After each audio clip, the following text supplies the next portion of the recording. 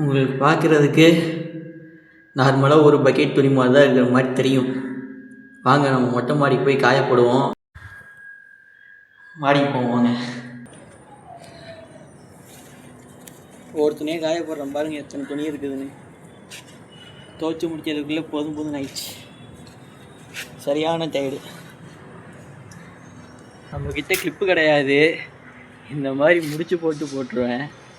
அது அப்போ தான் காற்று அடித்தாலும் போகாது, கீழே விழாது. அதனால்